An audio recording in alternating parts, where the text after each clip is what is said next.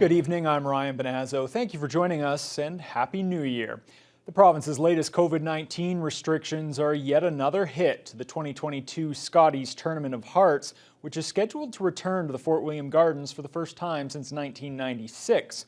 But even though just 1,000 fans are now permitted at large sporting events across Ontario, local organizers are determined to move ahead in February as cautiously as possible. Mitchell Ringos has our top story tonight. As of now, the Scotties is still a go, even after Ontario slashed the capacity limit at sporting events to just 1,000 spectators.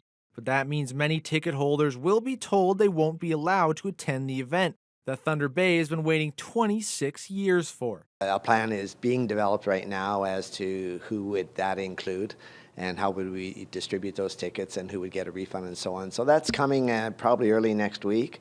As for the event itself, the challenge for organizers is limiting the spread of COVID-19.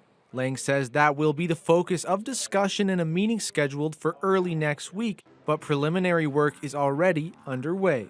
They're in touch with their medical advisors, they're in touch with local hotels, they're trying to see what they can do in terms of a plan for the athletes that would provide testing before, during, and after, much like they did in the bubble in Calgary last year.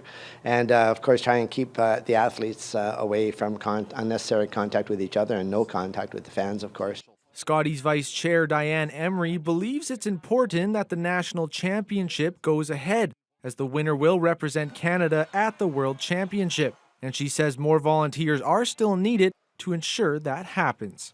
When the event happens, we'll still be needing volunteers to help with timing and scoring and security and different things like that. So, I mean, some things have changed, obviously. Ceremonies will be changing.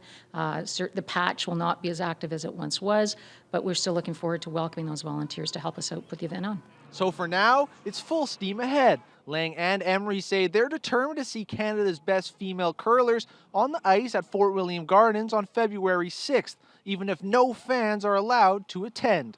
Mitchell Ringos, TBT News.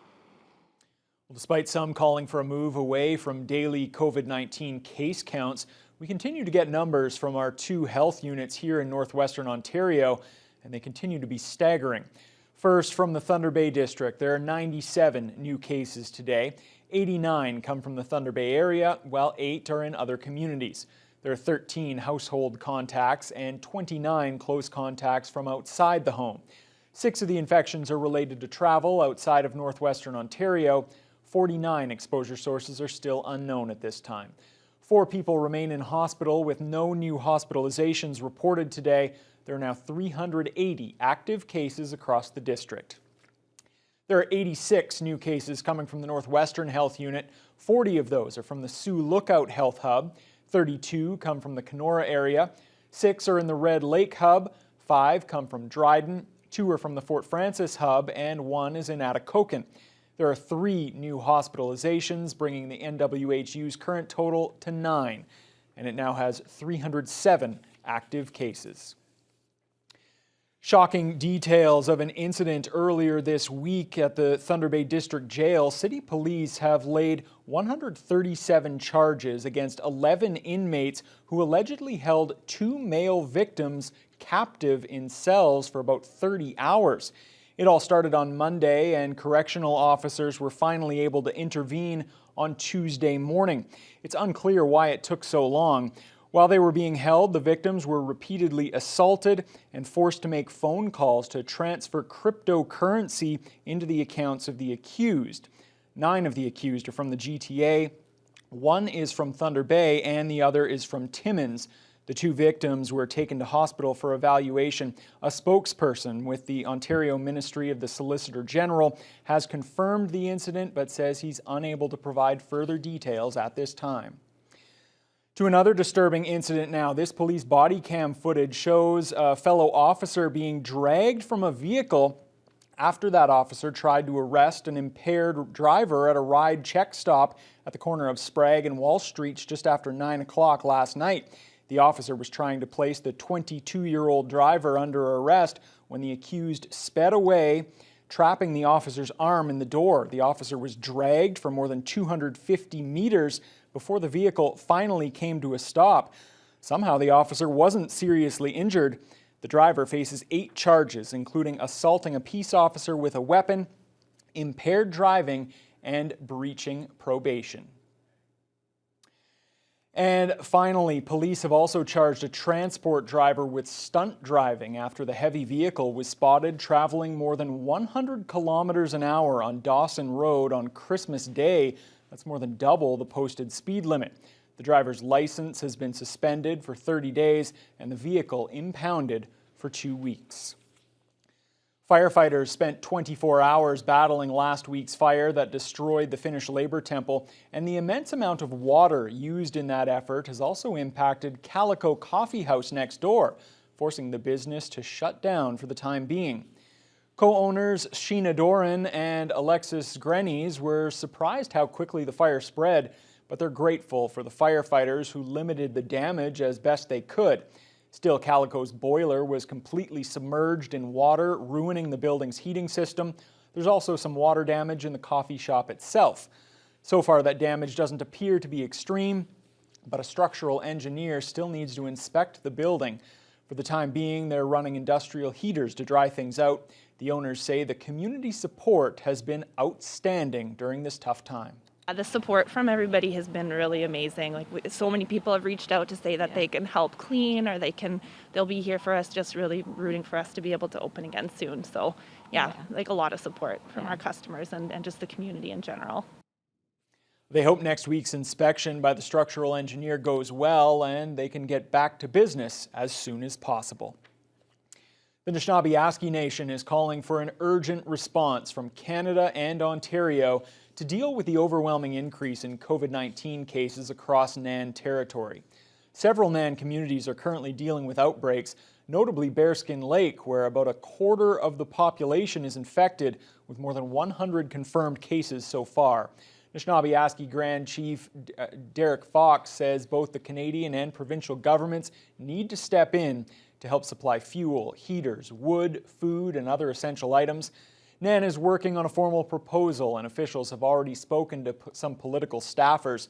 But Fox is disappointed that neither the Federal Indigenous Services Minister, Patty Hajdu, nor Provincial Indigenous Affairs Minister, Greg Rickford, have reached out personally. And I encourage both levels of government to take action now. And we do believe that this is just the beginning of this outbreak in the far north. And we are extremely worried for our people. We don't want to see lives lost. So let's take action now and prevent that from happening. So thank you, and miigwech. 2021 has been a down year for the Port of Thunder Bay, but December seemed to be a step toward a return to normalcy. The monthly shipments were just 6% lower than the 5-year average. So far this year, around 8.5 million tons of cargo has gone through the port, with about 2 weeks left to go in the season. Grain shipments have been significantly lower than last year, with the drought in the prairies mostly to blame. Port spokesperson Chris Heikkinen says on the bright side, they've seen growth in most other types of cargo. That includes a major increase in local potash shipments. And we actually hit a 17-year high for that cargo. And Kiefer Terminal also experienced an exceptional season, hitting a 25-year high for marine cargo, including shipments of phosphate fertilizer, steel rail, steel pipe, and other various project cargoes.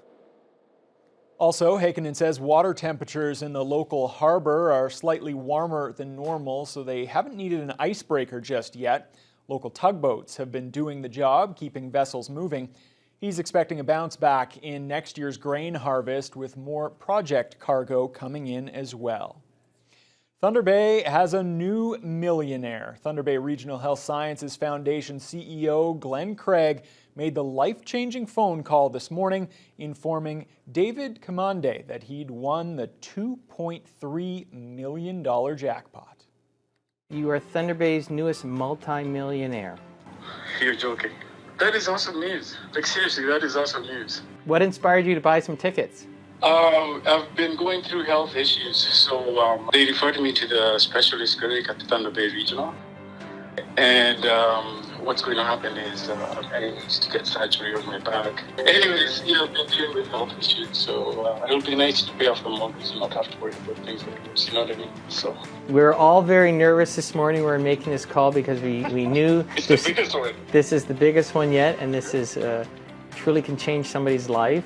Oh, yeah, for sure. Oh, absolutely. Congratulations, David. What a New Year's celebration he's enjoying. Tickets for next month's Thunder Bay 50/50 are already on sale through the Health Sciences Foundation website. It will be drawn on Friday, January 28th. Well, very happy for Thunder Bay's newest millionaire. What an exciting phone call to get. I can't imagine. Like, that is as you said, Ryan, the perfect way to end 2021. You come out a millionaire. Not that bad. Absolutely. Kurt, what do we have coming up in sports today? Well, we had some early NHL action, and you know what? After a pedestrian just 1-point performance just the other day, Connor McDavid is back up to his normal tricks.